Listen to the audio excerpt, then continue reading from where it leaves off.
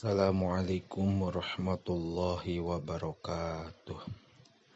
Alhamdulillahirabbil alamin. Wassalatu wassalamu ala sayyidina Muhammadin wa ala alihi wa sahbihi ajma'in. Amma ba'du. Hayu urang ngalajengkeun deui hanca daresan urang sadayana kitab Akhlaqul Banin juz kahiji bab ka-28. Bismillahirrahmanirrahim. Qala al-muallifu rahimahullahu ta'ala wa nafa'ana bi ulumihi fi daraini amin ya Allah ya rabbal alamin. Kaifa kumaha yuhafizu ngaraksa saha at-tilmidu murid ala adawatil madrasati kana pirang-pirang parabot sakola.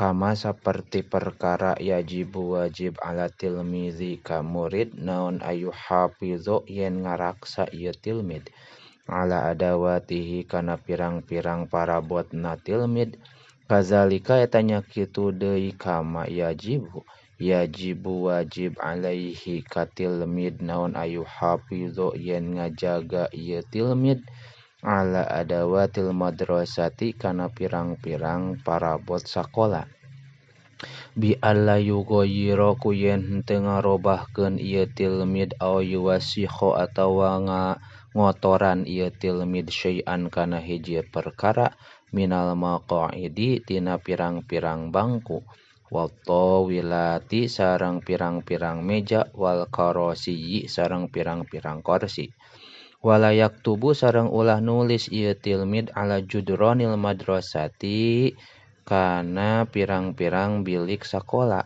wa abwabiha sareng pirang-pirang pantona sakola wala yuksiro sareng ulah meupeskeun ieu tilmid jujajatiha kana pirang-pirang kaca na madrasah wa alla yuwasikho sareng ulah ngotoran ieu tilmid alqaata kana ruangan atawa kelas bi ayab suko ku yen nyiduh tilmid aw yatamakhoto atawa nyingsringkeun miceun leho ieu tilmid alaiha kana itu qoah aw yarmia atawa maledog ieu tilmid burayatal